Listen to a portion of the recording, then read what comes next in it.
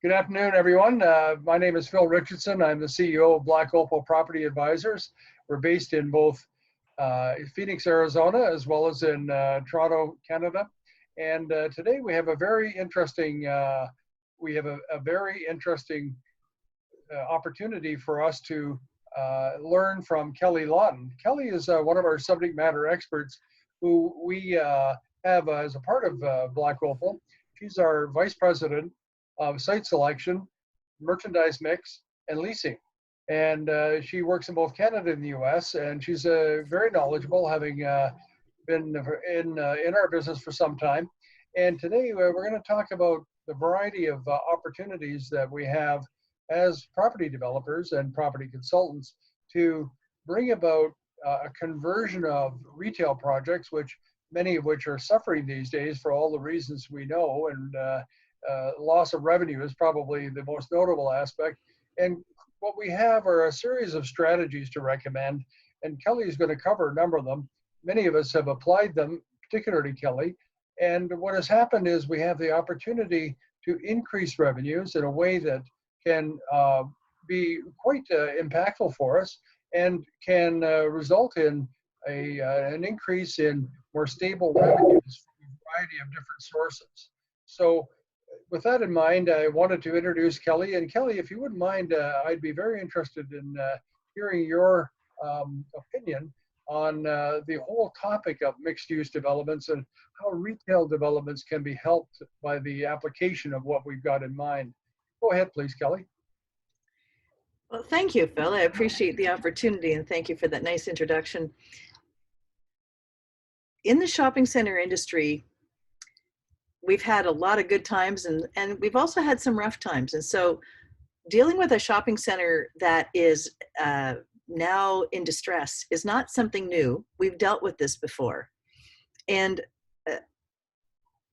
having been part of a number of shopping center development companies in my shopping center career since the early 80s, we have lots of experience in methods with which to increase revenue. Now, mind you, I'm talking about shopping centers in those days that had stable revenue, but we always wanted to generate more. We wanted our retailers to do better, and we wanted the retailers to be able to pay percentage rent, which is, you know, if the landlord is collecting the percentage rent on a natural basis, that means that your retailers are doing well. And they usually don't mind forking out a little bit more, because if they're in percentage rent, they're doing well. So percentage rent these days has a different meaning. It's not like it used to be, because in those days, retailers were paying minimum rent or net rent plus additional rent, and then their sales were going up to a point where everybody was excited, and then they would pay even more rent. So landlords were excited, tenants were happy, life was good. So ailing shopping centers are not a new thing, though, because developers built some shopping centers maybe in the wrong place, maybe they had the wrong access egress, maybe they were in a market that everything changed and now the shopping center is ailing. So this concept of trying to find immediate revenue and ways to quickly improve the performance of an existing shopping center asset is not something new. So this is something that we've done, you know, having started off as a shopping center marketing director, I'm very familiar. What can you do in 30 days, 60 days, 90 days to increase the revenue? In these days, I fair say, and Phil, you and I have talked about this, there are landlords of shopping centers that are in grave circumstances and could very well lose their assets. And that's a very frightening situation to be in. So how do you, what do you do? How do you increase sales immediately? What do you do to get your asset bringing in revenue right away? Well, there are things that you can do. Even if your shopping center is empty, there are things that you can do. The thing is,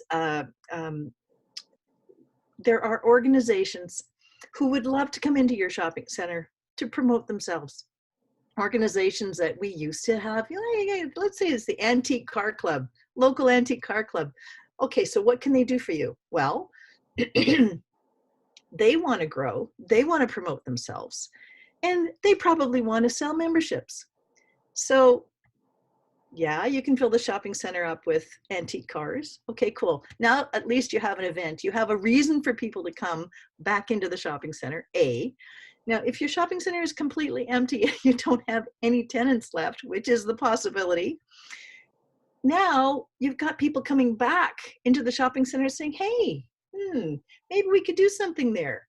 So all of a sudden, just to bring it, like people, traffic in a shopping center is like the blood that goes through the body. And if you've lost your beating heart, which is your department store or the other retailers that were an important part of the mix, you need to find ways to bring the blood and the oxygen back into your shopping center. So even if you've lost all of your retailers, your anchor stores are gone, your food court's empty, your CRU tenants are gone, you can still move forward. Okay, the Antique Car Club, what do they want to do? They want to display their antique cars, but they also want to sell memberships.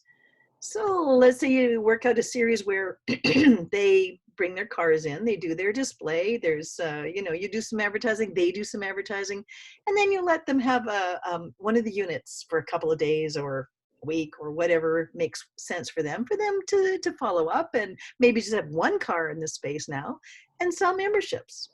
So this is just one example. And of course, we've all done, anybody in the shopping center industry has done car shows. But take the idea of cars to a bigger scale. For example, there's a shopping center in Edmonton, Alberta. It was at one time the world's largest shopping center. It's not anymore, but anyway, it is a big shopping center. It's called West Edmonton Mall. And recently they did a deal with Toyota for a 300,000 plus square foot car dealership. So the car dealership isn't just a display facility. It's a full service car dealership where you take your car there for servicing, etc. So imagine all the benefits. I don't know how many times I have had to wait 2 hours, 3 hours, 4 hours in order for the servicing to be finished on my car. So, what am I going to do in the meantime? Well, at West Edmonton Mall, I'm going shopping. I'm going for lunch. I'm going to spend money.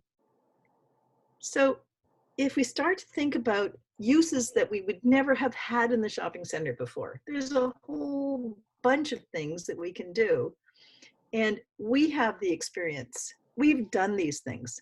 An antique car show is just one of probably 1,000 ideas that we have, because that's where we come from.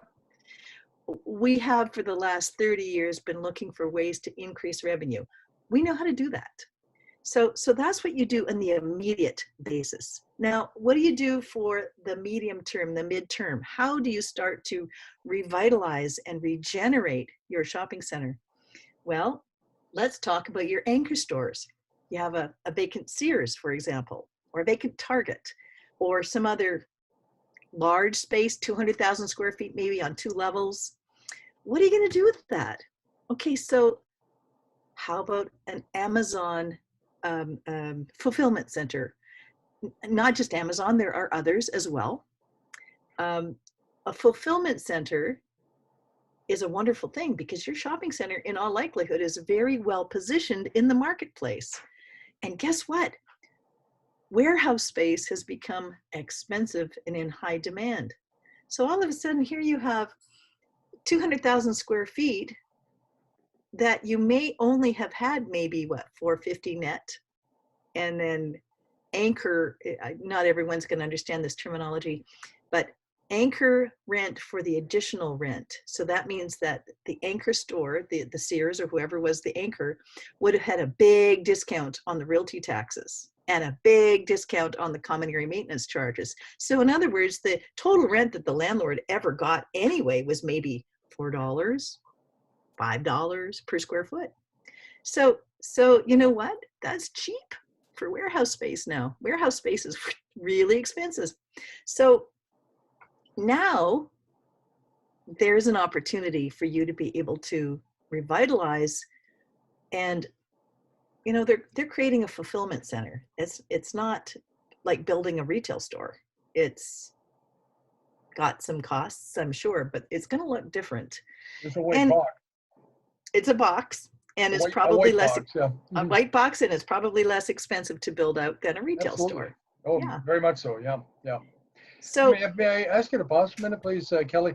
You know, going back to the short-term solution today, because so many people are challenged, shocked would be a better word for it, by the fact that rent has been interrupted, that of course the flow of customers has been diminished to zero in most cases, and because of all of that, everyone's sitting there wondering, well, what's going to happen next? Well, the one thing is for sure is this situation is not going to be allowed to continue for a long period of time right. because we've got lenders who are seeking their typical coupons, investors who are seeking their particular returns. All of those sorts of energies are conspiring to bring about a need for change sooner than later. So what I think that our audience would like to know would be what solutions besides the fulfillment center can we apply again for the short term? And you and I have discussed, and we're talking about this with the application of ghost kitchens in defunct food courts that are empty, but fully fixtured and ready to produce in most cases. And with some relatively minor investment, that food court that might consist of as much as 10,000 square feet when you count in the common space for which seating was allocated, no longer is there seating there, which means that take the seating out and put a marketplace in there, for example, whilst people are waiting to pick up their food that may be offered by the different outlets that again are all fixtured and ready to go under the operation of one ghost kitchen. Now I've stolen a bit of your thunder, but I know that you're talking on behalf of ghost kitchens. You have clients who are ghost kitchens who with developers. What kind of reception are you getting from the developers? Well, we actually have a client called Ghost Kitchens. They have That's convenient. they're called, and their concept is pretty cool. So it's a restaurant concept, but not the restaurant that we know. There's no seating, first of all. Right. But it's a good looking presentation. So it's a presentation that you'd be happy to have in your beautiful retail space that you want to lease. The concept is that they would have brands, and they do. They've got signed agreements with a number of brands that include Cheesecake Factory, for example, Taco Del Mar, for example, Cinnabon. So there's a whole bunch of them. And so you have the privilege of ordering from one menu, and all of these things will be delivered by Uber Eats or Skip the Dishes, or you pick your favorite delivery company that is operating in your territory. And this concept is growing very quickly. And there are different sizes. So 3,000 approximately to 3,500 square feet for the basic kitchen. They don't require exhaust hoods because most of the food is just prepared there, but there's no deep frying going on.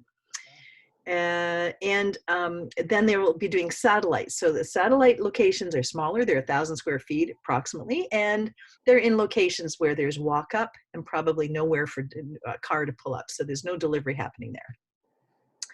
Now, the concept that you and I talked about for a shopping center owner and how to revitalize a food court.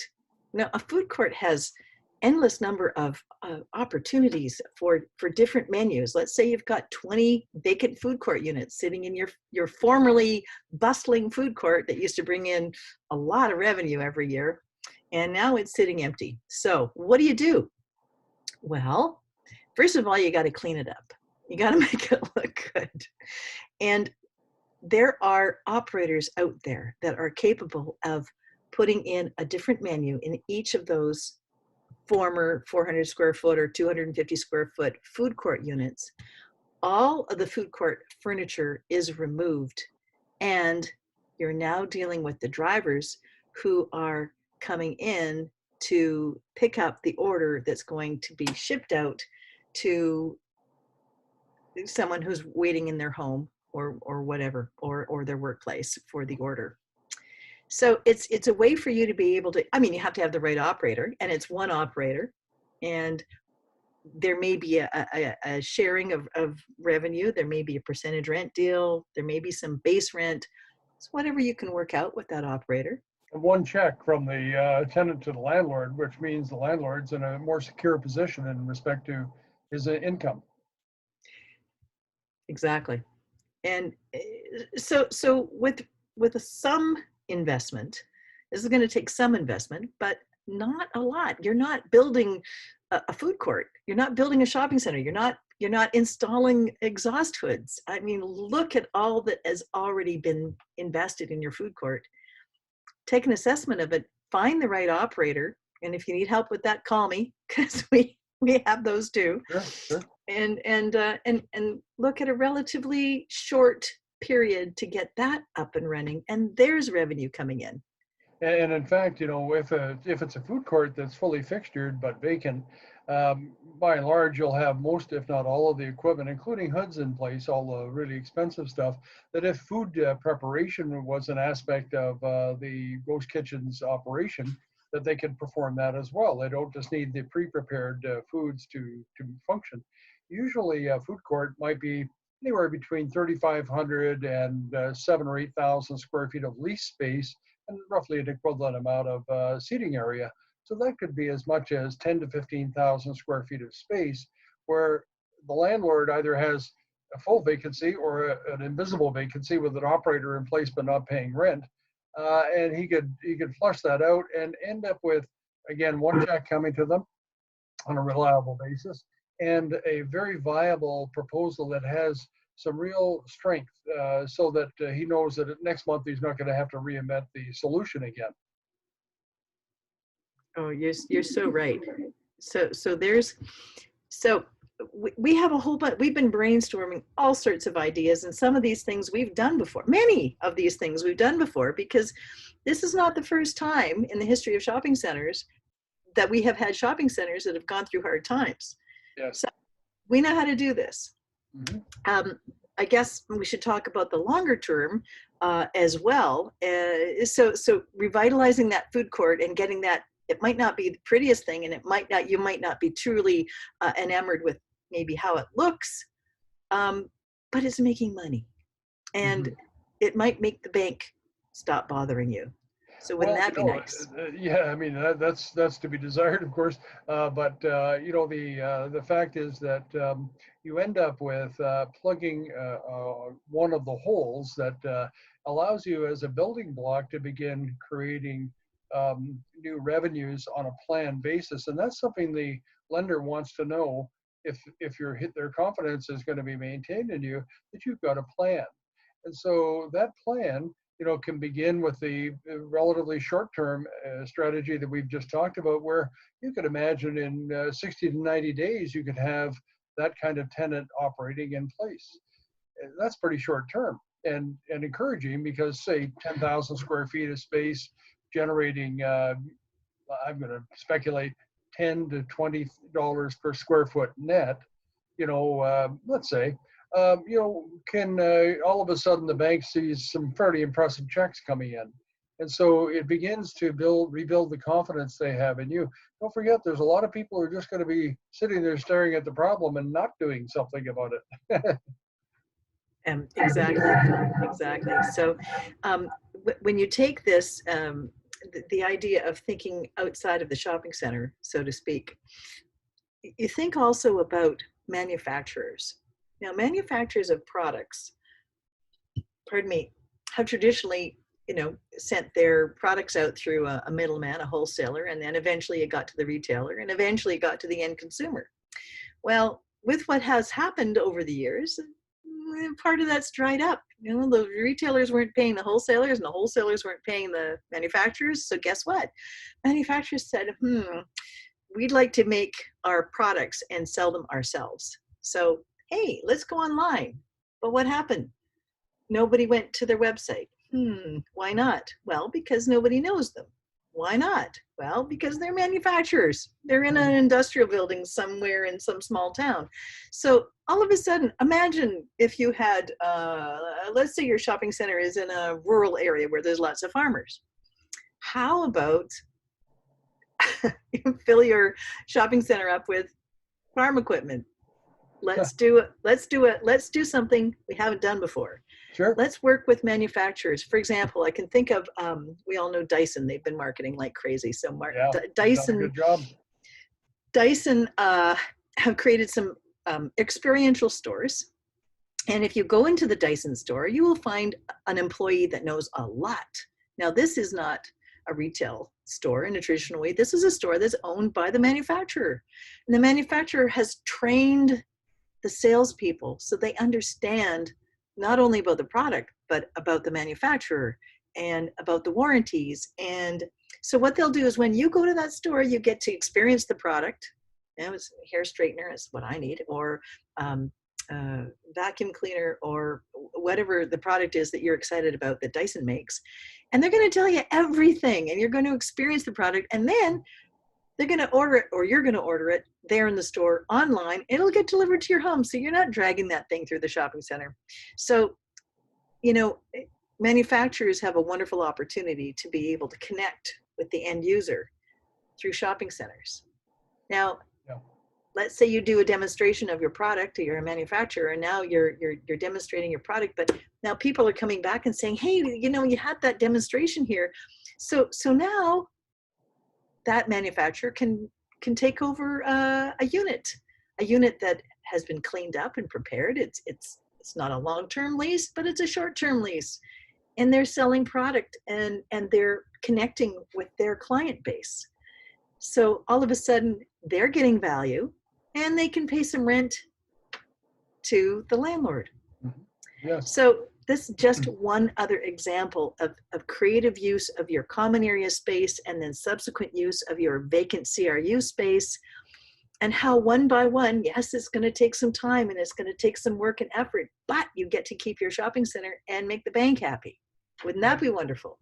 Well, and a certain refinement is thought, it brings up an important element here, and that is because a lot of people have basically said, well, you know, I'm bringing you in as a landlord as a demonstration area. How do I profit from your online sales?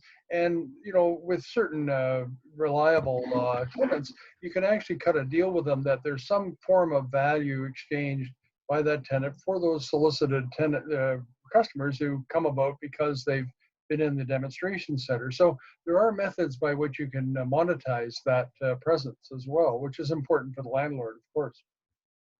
Absolutely. When the order is placed from that retail store, there can be a notation on that email from that customer employee that says, okay, yes, you know, this order came from White Oaks. So we know that shopping center called White Oaks is where that order came from. So Sure. it's like working out a percentage rent deal. It is, Absolutely. and it's also got some marketing value because it encourages the manufacturer that they're getting a benefit out of their store presence, right?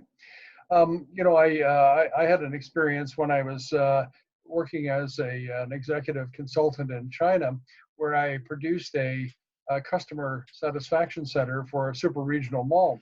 And what that consisted of was a 5,000 square foot space, prominently located, which had a Starbucks as a part of it, soft seating in it as well. And really, this was the gathering point for people both online and offline who were interested parties in the shopping center as customers, let's say, or as visitors. And so what happened was we located all of the marketing staff of the shopping center in that location so they would have a direct senior interface with the customers, therefore know what's there on their minds. We also had all of the social media represented there because in China, notwithstanding the fact there's 700 or 800 million people on Weibo, it means that they're missing 600 million people. And so, you know, they had an opportunity to sell their service to get those people online in person, which is the way to do it, of course. So all of that commercial activity that was going on made that whole facility self-sustaining financially. And its big advantage was that it, in fact, did serve as the platform for what we call O2O marketing, in that, for example, they would bring together all of the tenants in the shopping center to do a collective, and you and I would know this in the old days as co-op advertising, right? And they would bring together a collective initiative online through various of the social media platforms. When they put out, let's say, group advertising, it was very powerful, just as was co-op advertising in its day. And when people received it, they would get an encouragement as an online user they would get a $20 coupon to come into Gap and pick up their product that they are then going to order online. So they come and pick it up. Perhaps it's faster delivery, maybe. But more importantly, they get to upsell that customer with in-store merchandise. So the result was, firstly, it was seen as a much improved service to all customers, whether online or offline. And secondly, it moved them in great numbers. The result was the shopping center did extremely well compared to its competition. And so, there's these creative ways that you can lead into as the landlord in generating more sales and certainly more encouragement for your retailers. That is such a good point, Phil. So I think you really hit on something important. And Danielle, of course, was talking last week about the customer experience, reinventing the customer experience. And I think one of the most tremendous things that shopping centers have and still have to offer that online retail does not is a physical presence where there's the opportunity to relate on a human scale with your clients, and the opportunity to be able to build a relationship between the retailer and the retailer's tenant. And online retailers are very aware of the power of that relationship because it's something that they don't have. So here's an opportunity for good marketing people or shopping center owners to reach out to online retailers, and they may have, who knows how many connections or customers they have in your town. Let's say they've got 10,000 customers in your town, and now they're coming into your shopping center, they're doing a demonstration, they're having a sale, they're inviting their customers, and those customers are coming into your shopping center because of that online retailer. So now you're working synergistically. And again, as you mentioned, there can be the opportunity for a sharing between the landlord and the tenant of a percentage of the online sales. Sure. We've been talking around this all through our discussion, but at the end of the day, both of us recognize that fundamentally nothing happens in the absence of a sale. So said Tom Watson, the legendary IBM president. Nothing starts until a sale is made, he said. And really what that speaks to is obviously the customer-centric model that we have to have. And so what we're talking about is accessing that customer in a far more potent multi-channel way to mobilize them. And it generates my favorite term, which is an unfair share of the market that the particular operator, and this 1.6 million square foot regional I was describing in Guangzhou rather, in China, got an unfair share of its market as a result of this interface. Let's talk a little bit more, now that we've talked about money in the short term, let's talk about money in the midterm. Like there's some middle term strategies that take longer to deploy. And you're particularly familiar with them because you took a Target store, I think it was 140 or 160,000 square feet. 157,000 square feet. Yeah, and Big. you introduced into it a viable operator who is very strong and represents what we all know to be the bread and butter, shall we say, of retail. Why don't you tell the story about the remodeling of the Target store? Thank you. Target came to Canada in 2016, I think. Something like And that. 2 years later they left, and in the meantime they opened up 128 stores. How they did that, I don't know. That's unbelievable that they managed to do that. Unfortunately, they didn't get it all right and it didn't work, so they left. Anyway, they left some wonderful leasing opportunities. Thank you, Target. One of them is in downtown Toronto West, and one of my company's clients is a company called Nations Fresh Foods, and it is a multi-ethnic grocery store. And in Canada, we are extremely multi-ethnic, and in the Greater Toronto area, we are particularly multi-ethnic. And the existing grocery stores, many of which are wonderful grocery stores, weren't really getting it. I mean, they had a bit of, the older products of previous generations of immigration, but they weren't on top of the latest and the newest waves of immigrants. And this particular grocery store chain took advantage. So the landlord at that time was RioCan. They still are. And they wanted one tenant. And guess what? It's like, where do you find 157 square foot tenant? There aren't any. So we took it. My client took the space. They built a grocery store that was approximately 95,000 square feet, but they added something interesting to the grocery store. They had about 10,000 square feet of prepared foods.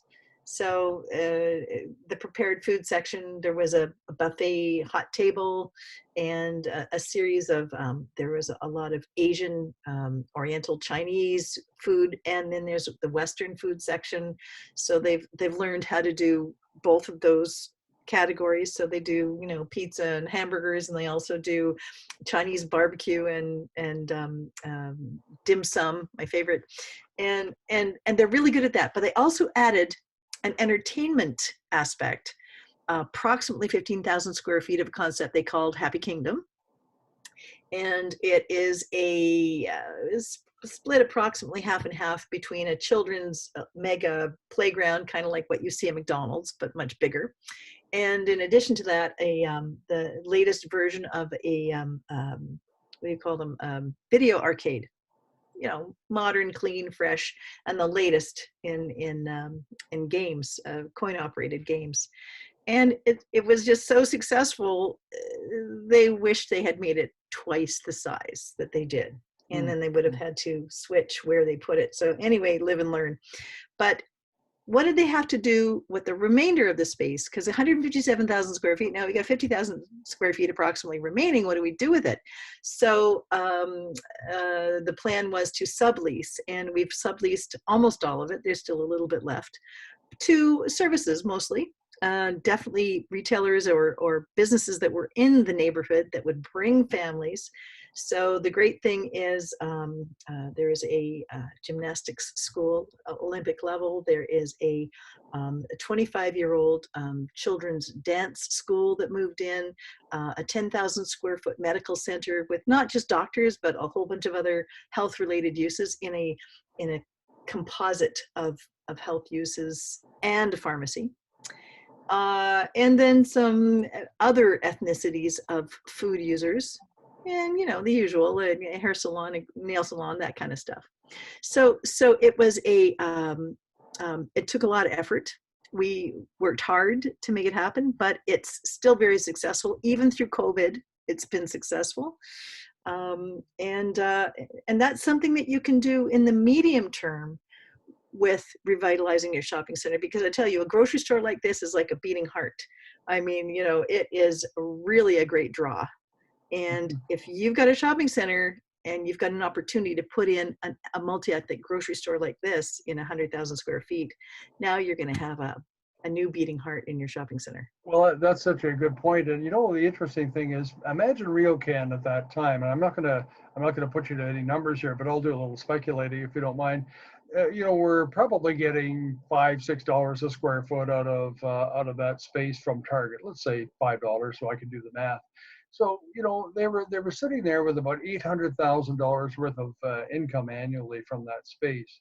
I'm going to speculate, but based on the kind of volumes that I know supermarkets do, and notwithstanding their slim margins and so on, I would imagine that that money was at least replaced, and probably beyond that, because there is I'm not sure which party got the money, and again, you don't have to say it, whether it was Nations or whether it was RioCan, but that ancillary space is like a mini shopping center where understandably more money came in on a per square foot basis from those collateral service uses. So on the round, it's probable that that $800,000 is actually greater than that.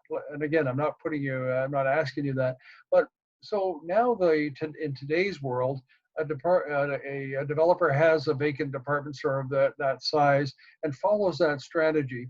And while that strategy might take a year or two to fully deploy, get operational, the result of it is they end up with replacing a big hole in their financial matrix from that shopping center. And once again, their lender, who today is going to have to play a role because most developers can't splash out as much as they might have wanted to in the past. And so that their confidence is reinforced once again, because there's a medium-term solution that the lender can say, you know what, I've seen what Kelly does. Why can't I do it here? And so, again, Kelly, you've got the secret sauce. You've had the experience of doing it. And one of the things that a lot of developers are concerned about, and this leads into the longer-term solution with the mixed-use development, is the strangeness, if you want to put it, the fear they might have that if they want to bring in a multi-family element, whether it's rentals, whether it's seniors, whatever it might be, and they don't have the experience of doing it, there's a lot of risk in their own minds about the possibility of failing. And it's so important to get right the integration of these facilities. The way I put it is people have to make sure the doors are in the right places, right? And I know it sounds fairly basic, but yeah, if they're not, it doesn't work. And while it's more complex than that, having people with the experience that you do, I do, our colleagues do, in being able to bring this to fruition is a reassurance to not only the landlord and developer, but also to the lender that they're going to be asked to put forward some money to support these developments, that it's money well placed, and that they can reasonably see a path by which this formerly really successful shopping center, but unfortunately with the change in the retail landscape, no hope of restoring that necessarily, is on a pathway to success through adding these mixed use elements. Now for the real big home run, I want to talk about, you to talk about the addition of the residential, for example, and in fact, there's other creative uses that you and I have talked about. But again, I personally, done mixed-use developments that have very large retail and residential components, and of course, they obviously provide an additional market for the retailer. They provide an additional source of revenue from the other sources for the landlord, and therefore make the combined returns more robust and more sustainable. And so these developments might take as much as 3 years or even more to introduce. Let's say 2 to 3 years is the window. Why don't you talk about that for a little bit? Yeah. Okay. Thank you, Phil. If your shopping center is in a good location, if you don't have issues with access egress, that's a good thing. I might suggest that you even have a shopping center that's in a great location. You may have an exit ramp off the highway. You may have transit that comes to your shopping center. You may have bicycle paths and walking paths and all sorts of wonderful things, but still your shopping center is empty. Why?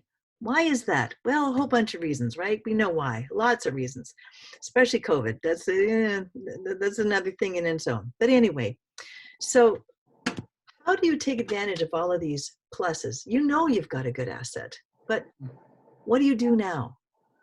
Didn't you already have a mixed use in your shopping center? Of course you did. So what is all this discussion of mixed use? What is this? Well, okay, our values have changed.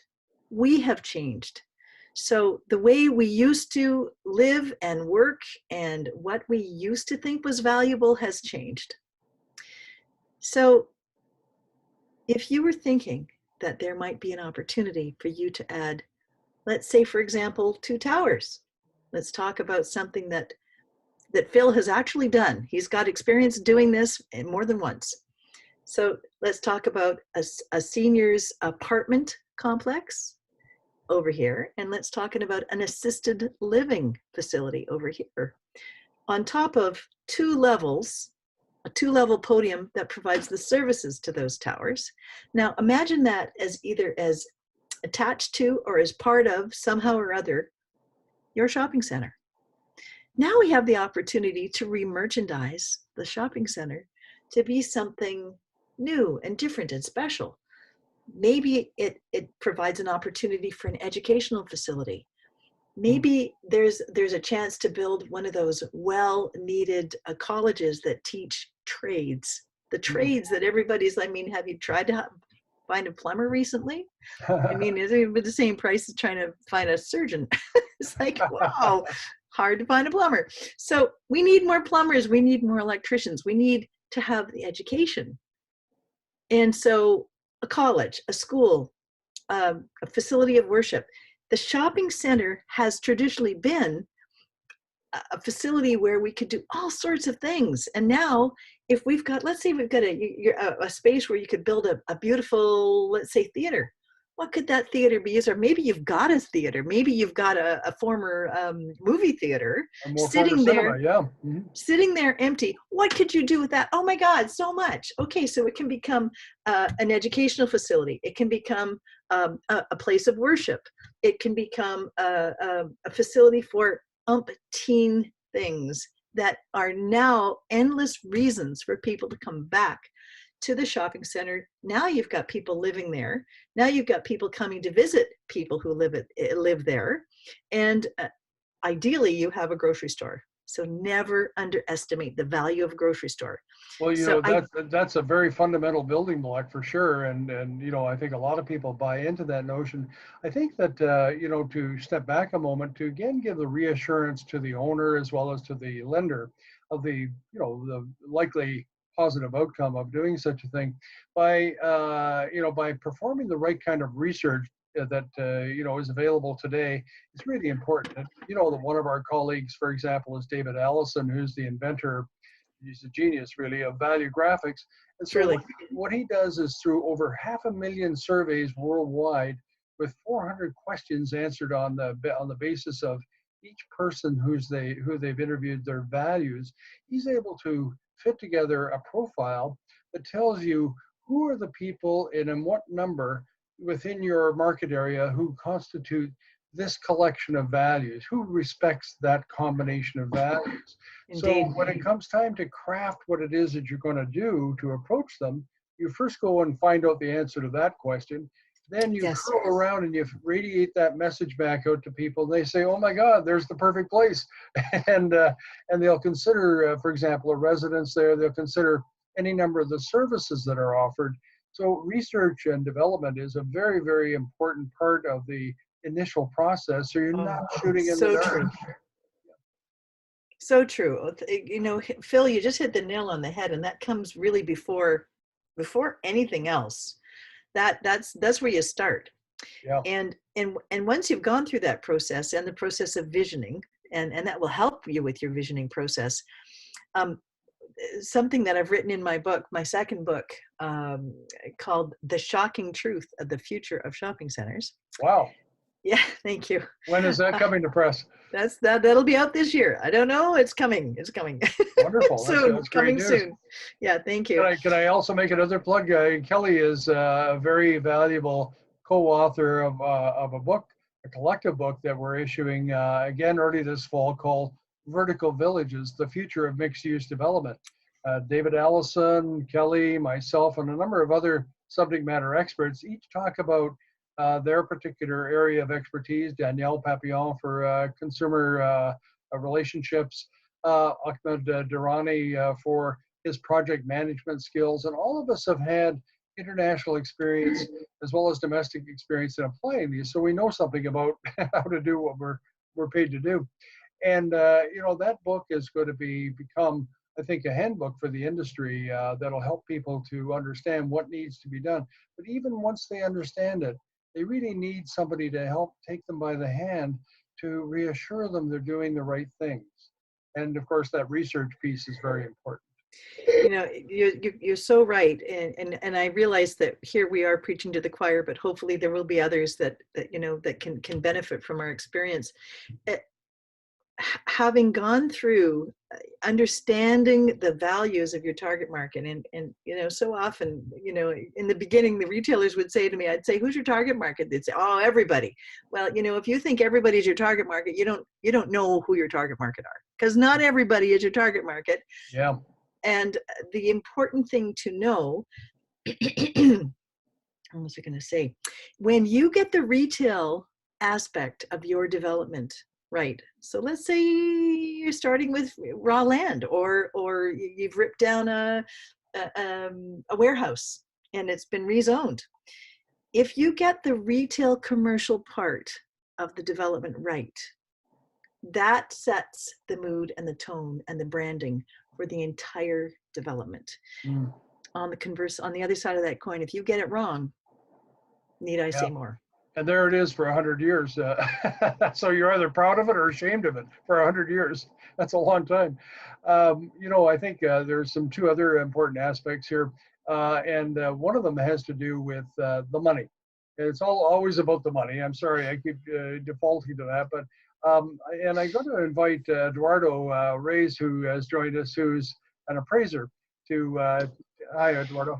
To talk a little bit about this. And I know this is an unexpected request, Eduardo, but you know, I think the gist of what you're getting is that we have a formula by which we can follow that will result in people being able to reconstitute their cash flows, which obviously flows dramatically into what you do, which is you're called upon by lenders and others to value a property based on, you know, both existing and forecast cash flows. And so in today's market, it's pretty confusing because you don't even know if there's going to be cash flow for some of these projects. And it's one thing to have a physical appraisal done. That's nice, but you really want to know, how it's going to perform. So as an example, I'll lead this in, is these elements that we're talking about adding, let's say a seniors continuum of living, complex. Most people may not appreciate it, but the kind of IRRs that are expected out of that form of development element is 35 to 40% per annum. 35 to 40%. Now compare that to what the likely single-digit IRR is for a lot of shopping centers that has arisen out of more and more aggressive buying practices and so on.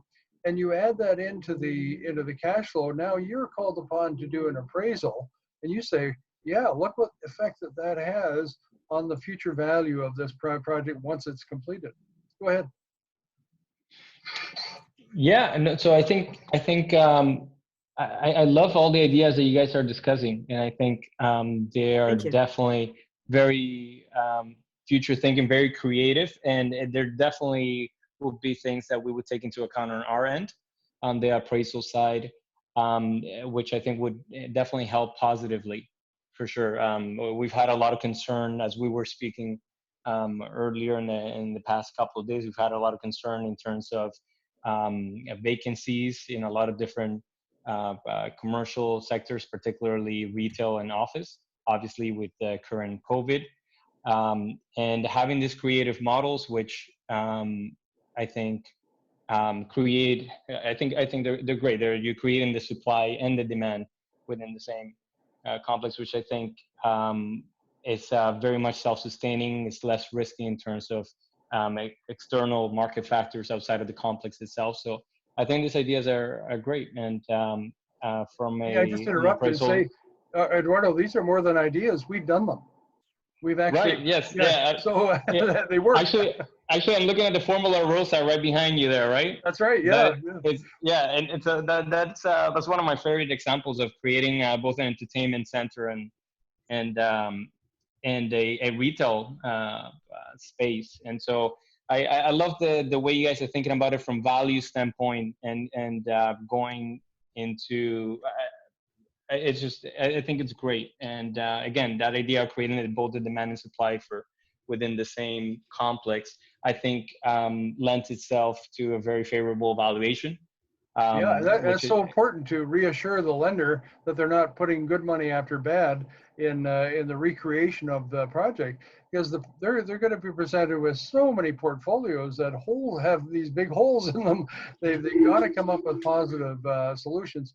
Ideally, they would be able to deal with the existing owner and support that existing owner, but they're only going to do that so long as the owner has a valid proposition to make. Otherwise, they're going to say this is just not going anywhere, and so we're going to have to take it back. Well, you know, that's tragic for the originator of these projects. So, you know, you play a very important role in that process and being able to understand what the benefits are of doing these things and the likelihood that they'll come about. You know, there's some other elements that we've considered, and today this may sound a little strange, but the application of self-storage in the presence of rental apartments, for example, when they tend to drive the use of the self-storage. Well, today self-storage buildings are being created. They look like Class A office space. You know, they're beautiful, and they you know, they fit definitely into the model aesthetically, but they also provide a real service. And here we are again. They have an IRR between 30 and 40%.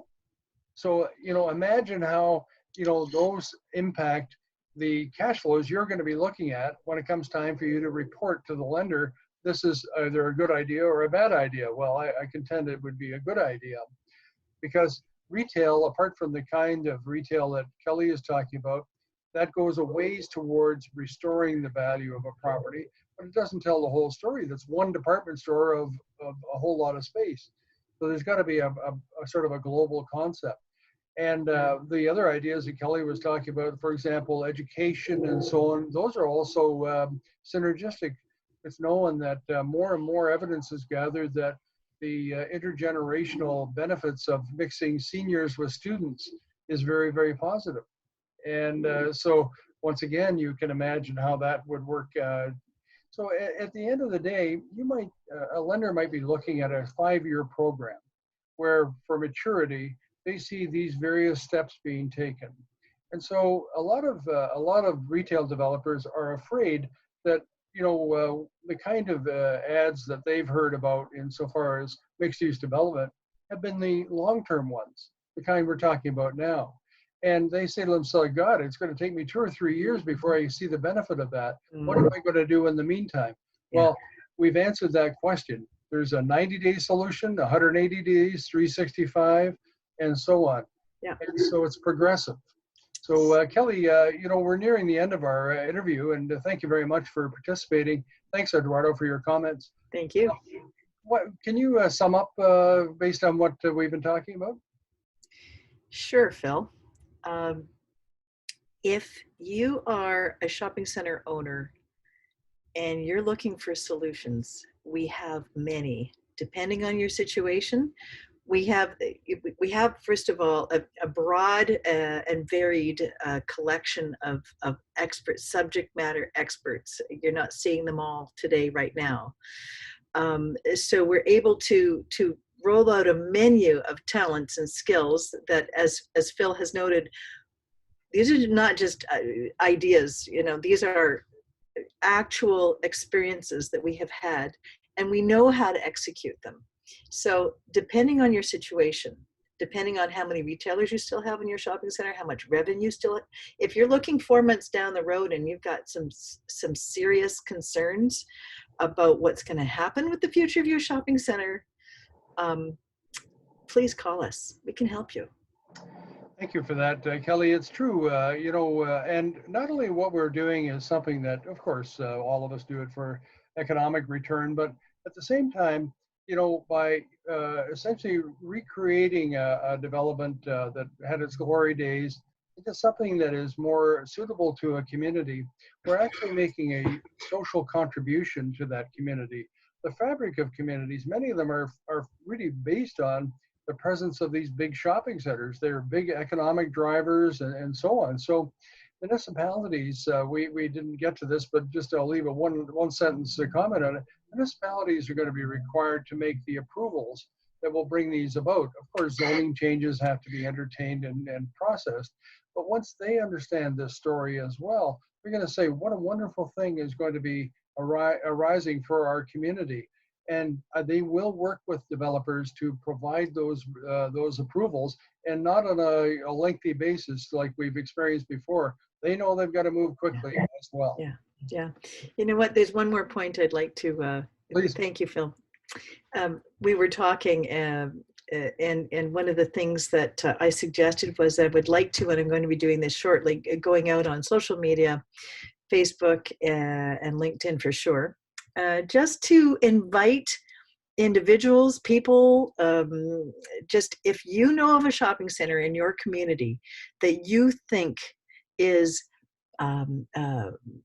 valuable enough, well-positioned enough, and you care about enough about that shopping center, send us a video. Send me a video of your shopping center. And we're going to be looking at a number of these videos that come in, and we're going to be focusing on putting together a group of developers and financiers to redevelop that shopping center to see what it could be now and for the future. So if you know of a shopping center, or you know someone that has a community, or if you're in a community council, if you're a mayor, if you're an economic development officer, if you have a shopping center that you think needs to be redeveloped, please contact us, because we're going to be focusing and choosing one or two, or however many projects we can handle, and redeveloping them.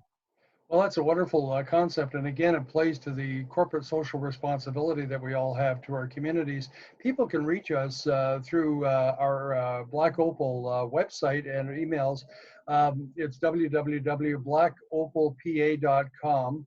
And of course, Kelly's email is kellyl@blackopal.com, pa.com. And mine is philr@blackopalpa.com. And you can reach the rest of us similarly by simply applying our names to the website. The result of that is that we'll respond, and we'll end up getting back to people, so that you'll definitely have a response from us, and we'll tell you what we think is possible to do. We also offer a free hour-long consultation for developers who are curious to know how they can go about doing what is necessary, and in fact, even knowing what that is. And so we try to build trust and communication with our prospective clients, so they can rely upon us and bring us back, bring about the kind of change that is going to be good for them and for everybody. So I want to thank everybody for coming today. And Kelly, thank you so much. You've lent a lot of your wealth of knowledge to all of us. And I think the result of that is that good things will happen. We know that. And you know, there's a positive message here. So many people are fearful because of CV-19, and I quite understand that.